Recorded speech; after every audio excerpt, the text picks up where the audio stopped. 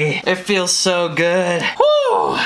Ladies and gentlemen, this is your captain speaking. Strange New Worlds is here. I repeat, Strange New Worlds is here. What is up, everybody? Gannon here, back at it again with another one of my Star Trek reviews. Today, I have to take a break from shilling Star Trek Picard. A crucial moment in Star Trek history takes place today, and because Paramount Plus decides that it wants to drop a season premiere and a season finale the exact same second, I have to pick and choose. Star Trek Strange New Worlds premiere takes place today. I've been waiting for this ever since I watched Star Trek Discovery Season 2 years ago, and now that it's finally in front of my face, ready, prepared for my viewing pleasure, it's almost surreal, really. I almost really can't believe it. Like, I remember when this simply was just a petition made up by fans, after we all got super hyped by Anson Mount's previous performances of Captain Pike, which brought some real Enterprise captain level elements back into the story. Mount's portrayal of Captain Pike is one I personally admire and am inspired by, as I think it just represents what a captain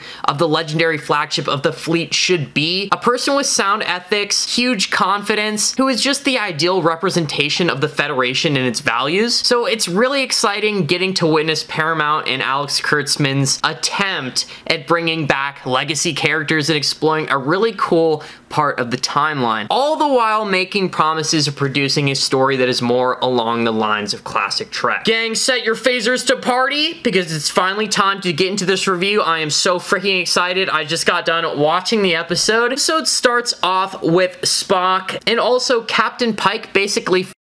They just have everybody at the beginning of this episode. Captain Pike is in his hometown of Beaver Creek, Montana. It is a very harsh winter going on, and he just got done banging a extremely fine Starfleet captain, and I don't remember her name, to be honest, affiliated with Captain Pike. I doubt she's actually going to be a serious character. Spock was also on the homeworld of Vulcan before he was called up by Captain Pike for this mission, which I will get to in a moment, but he is actually having sex with T'Pring. T'Pring is Spock's wife that was seen in the TOS, and as we know, they were being all lovey-dovey in this episode, and we got to see Vulcan, we got to see, you know, Vulcan Xenos love, but as we all know, being people who have seen the TOS here, or at least I hope we've all seen the TOS here. Honestly, if you haven't seen the TOS, you can't sit with me at my lunch table. On Wednesdays, we wear yellow. T'Pring and Spock's love is not meant to last forever. T'Pring actually chooses somebody else when Spock goes to battle for her love in Time Amok. I'm pretty sure that's the episode's name. Captain Pike is approached by the now Admiral Rober April. Now, we have a new actor playing Robert April, and oh boy, you'd have to be living under a rock to not hear the buzz about how they've recasted Robert April, and how there have been some people in the Star Trek community who have a problem with this. I'm just going to be honest. I'm not afraid to say, if you have a problem with Robert April in this casting, you're just weird, bro, and I honestly just question your ethics. Robert April was depicted in the TAS, which only elements of it are even slightly confirmed to be canon. It is the most uncanon format of Star Trek that has ever been produced, and just because there are new formats of Star Trek that have picked pieces, it doesn't make the whole thing canon. TAS is not canon. Robert April's depiction is not canon. Robert April literally doesn't exist in the Star Trek canon. There is no reason why this actor cannot play him, and also he did a damn good job. I loved Admiral Rober April in this episode, especially towards the end when he's having this talk with Captain Pike, which I will talk about later. Oh, I'm just going to so ramble so hard. My mind is racing. I had a lot of fun watching this episode. Robert April approaches Captain Pike and tells him the rundown. Hey dude, we need you. I know that you're on vacation right now. I know that you're bugging about what happened with Discovery, about how you kind of did see your ultimate demise, how you're going to become a chair vegetable, but I need you to do something for me. A first contact mission went extremely wrong. We see a depiction of a starship with a single nacelle. Now, I'm a little bit ashamed to say that I do not know the classification of that starship. I'm going to do some research later, but is a single nacelle starship. Admiral April says that the people that were aboard that starship were there to do a first contact mission and that Starfleet can't reach them. Something has gone very wrong. Captain Pike is very reluctant to take the mission because he wants to chill and accept his vacation time while the Enterprise is in space dock. He's kind of going through it right now. However, once he learns that one of the people who is on the mission is actually his first officer, number 1, he completely changes his mind and then rings Spock up and is like, okay, let's go. Let's get aboard the Enterprise. Now, this episode, I'm going to be honest, complete change of pace for the series. It is seemingly like they're trying to create like an episodic Star Trek. Episode of the season was just, unfortunately, a little bit too sappy for me because we're exploring Pike's reluctance to return to the chair. As soon as he actually gets aboard the Enterprise and gets in the captain's chair, he starts bugging immediately. He sees visions of his own death this entire episode. They're referring to it as his death, but as we know, Captain Pike is not going to die. And then also, Captain Pike says that it's the death of the man he currently knows. A Starfleet captain loses his independence and his ability to command. It almost is, like I imagine to them, dying. What else is there for a captain of a starship to do but captain the damn starship? So when he kept on saying that, hey, I'm gonna die, I completely understood what he was saying. Something really funny this episode is like, it's really exciting. We do know that Captain Kirk is going to be coming in season 2,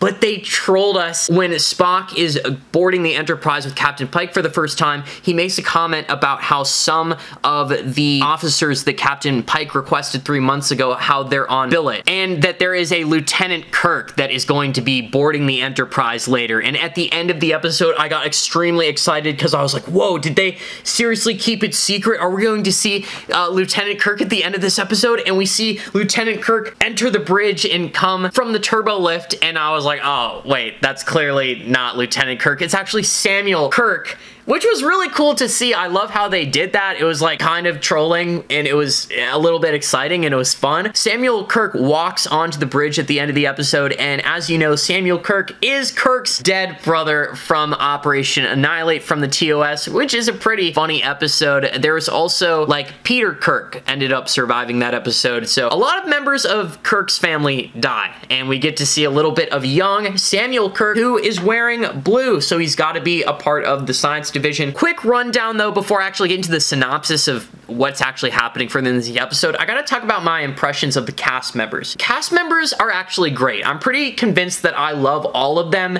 except one. La'an Noonien-singh is going to be the number 1 in this episode because number 1 is absent. They have to go save her. She is the chief of security, and she is, as you know, chiefs of securities are. At first, they're slightly unlikable. She's very abrasive in this episode. A lot of very bad, unflattering shots of her within the first 3/4 of the episode, and it was kind of like giving me bad vibes. I was just not vibing with La'an Noonien-singh. She just felt like an NPC. Her accent was kind of lacking in bad in some areas, and I was kind of thinking, is she maybe a bad actress? Is she not maybe that good at acting? But I did warm up to her towards the end of the episode. Dr. Benga, hope I'm saying that right. This dude's really personable and fun. One of the big things is like, okay, how are they going to explain how these characters are actually here, and how are they going to tie that in with the TOS? Because Dr. Benga was not the lead doctor on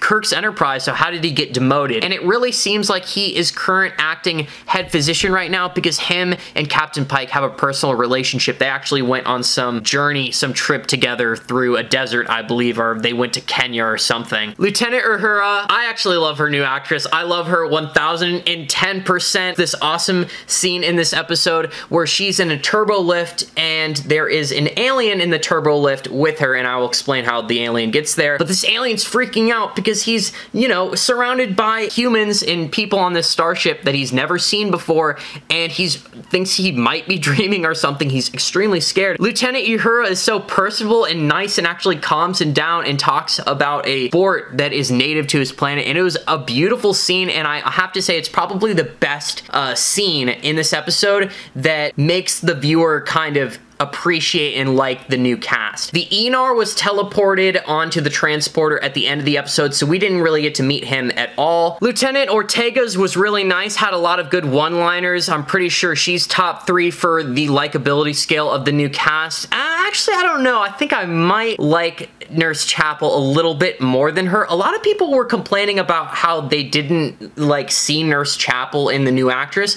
You can just see in the way that she's talking, that is totally Nurse Chapel. I could see brief glimpses in there about how she's just a young, confident Nurse Chapel, and I'm going to make a video later of all the things that I'd like to see in Strange New Worlds by the time that it's over, but I have to see Nurse Chapel in a tie-in to What Little Girls Are Made Of, and I need like some tie-in with her android husband. I need her android husband to show up in the show, please. Some explanation for that, maybe how they meet. Back into the actual like summary and plot of this episode, when Captain Pike is boarding a shuttle and actually going into the Enterprise, he's reading a pad and it makes note of the Gorn first contact. Gorn are mentioned multiple times in this episode, which has me believing that the Gorn might be maybe like the overlapping big bad or reoccurring faction in this episode that opposes our fights with the Federation, like in the Next Generation. First, it was supposed to be the Ferengi, but then it turned out to be the Borg, and then in Deep Space Nine, it's the Dominion. Maybe in this series, it's going to be the Gorn. Lon Noonien-singh, as we learn at the end of the episode, is very salty and untrusting and just kind of a hard ass because of her past, and that she is the sole survivor of an incident where her family and a bunch of people who were, I assume, on a space vessel of some sort, kidnapped by the Gorn and taken to one of their basically like fertility slave camps. Then they were definitely abused, maybe eaten alive, and definitely the R word. You know, they were sexually exploited and used as breeding stock for the Gorn, which is crazy, dude. The Gorn are hardcore, bro. Damn, that was crazy to learn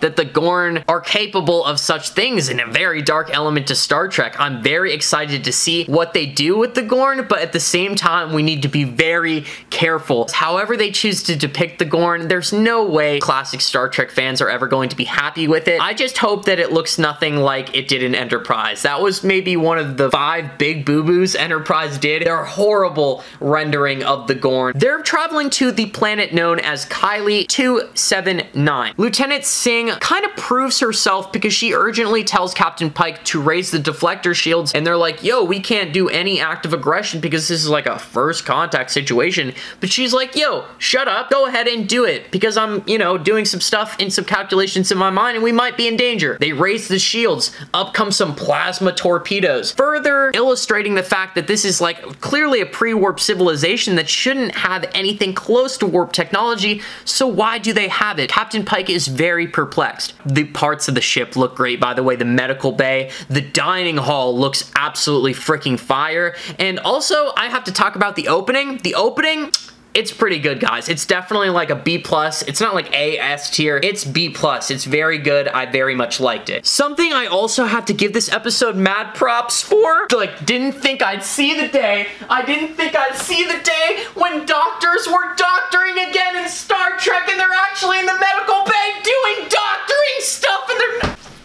Doctors aren't the ship counselor, they're actually doctoring, and they're actually like doing surgical stuff. Nurse Chapel has the talent of making prosthetics and doing surgeries to make people look like other alien species to assist a first contact situation. Also, we learned that Nurse Chapel is aboard the Enterprise, basically a doctor and Benga's recommendation. I do not like, however, how the transporter puts clothes on for them. Spock actually beams down and the transporter did not beam him with pants and it gives him shorts. I don't really like this. In a lot of scenes in Star Trek, even in the Next Generation, we see Picard like going into his quarters to manually put on clothes or change his clothes. It always seems like he manually changes his outfit before they enter like the holodeck or something. Maybe it's personal preference and the transporter is capable of doing such a thing. It just seems like, maybe you guys should be doing that elsewhere. Going down to Kylie, they learn that this place is just in the middle of a damn civil war, and they have irresponsibly gotten a hold of warp technology and are threatening to use it on each other and destroy most of the planet. Captain Pike makes a lot of allusions to just current day America and World War III, because it is 2022. We're approaching World War III on the Star Trek timeline. I assume that all the Star Trek that's going to be made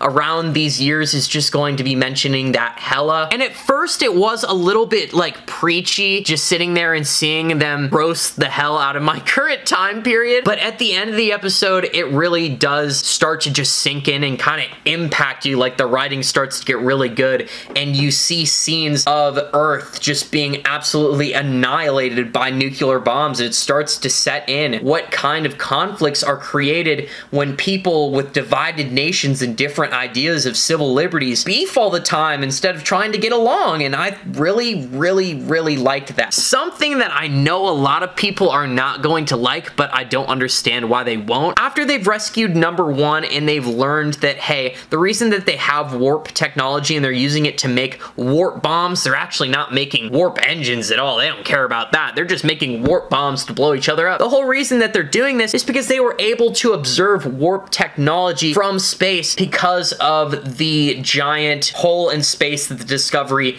created, which, okay. I'm just gonna be like, hey, whatever. There's been hella times when giant rifts in space have been created, but maybe not to the magnitude of Discovery. You know, I'll just sit here and accept it. After they learn all that, Captain Pike is like, okay, well, I'm just not happy with beaming the away team away anymore. He's just straight up like, screw General Order 1, I'm gonna go back down there and fix this. We're directly responsible for this, so I'm gonna go down there and try to shake things up. Goes down there with Spock and he attempts to talk to the world leader, and then when she's a huge bitch and is non-compliant with Pike, and she's like, I don't care what you have to say, Pike, I just want to keep on fighting with the other faction and I want to blow them up eventually. Then Pike is like, okay, lady, I'm gonna get my starship down into lower orbit and I'm going to flex on you. Basically, the most gross abuse of the Prime Directive, but at the same time, you cannot be mad at it. You, like, cannot be mad at it. This is a good 10 years before Kirk, and in Kirk's Enterprise era, practicing cowboy diplomacy, there were many instances where Kirk said screw the Prime Directive. There was an episode where there was a whole world contaminated to be gangsters, and then Kirk went and actually shot down low-energy phasers to intimidate the gangsters on the planet. If anybody has anything to say about that, I just question how good of a Star Trek fan you are. You kind of seem lame as hell to me. And again, the Star Trek fans that are complaining about Captain April's casting, you're lame, you're probably prejudiced, and you're probably angry inside because you get no hose. But yeah, Pike then goes and shows the world leaders footage of the world being annihilated. It really hits them hard, and the entire world at this point is completely influenced by the Enterprise. They're making paper Enterprises. They're showing the Enterprise on slideshows, just researching it and looking towards the stars. They're no longer deciding to beef with each other, but instead they're looking to develop themselves, so hopefully one day they could join the United Federation of Planets. So Pike's big, bold, gross misuse of General Order 1 worked out in the end, and everybody had a happy ending, thankfully. When they showed a map of the United Federation of Planets and all of the planets, is that 100% canon accurate? And like, how can it be? Is there a map during this time period that can be made that's like canonically accurate? Does anybody know what that looks like? Also, there was a lot of mentions of Discovery in this episode, which was pretty cool. Spock even mentioned how he misses his sister gravely, which is, you know, a little bit un-Vulcan-like, but I'll let it slide because it's Spock and Michael Burnham's relationship, which is anything but traditional Vulcan. So with all that being said, what do you guys think of Strange New Worlds? Episode 1 was pretty good, but I'm going to need this season to be amazing. I'm sorry. It's gonna have to be amazing. I'm gonna take nothing less than that. I'm gonna need it to get a little less sappy and a little bit more of, hey, we're going to actually be exploring and interacting with aliens that we actually like. So with all that being said, if you have anything that you want to share with me, leave it down in the comments below. I read all comments. They're my favorite thing about YouTube, so be sure to leave those. If you're enjoying any of the content that you see be on the channel, I'd be very flattered if you were to subscribe at 10K subscribers. I am going to dress up as a Star Trek Xenos, and I'm probably going to go out and harass people in public and film it. If you'd like to discuss any of the topics that we talk about on this channel, join the Discord. The link is in the bottom of every video. And with all that being said, hope you guys have a good rest of your week. Live long and prosper. Can I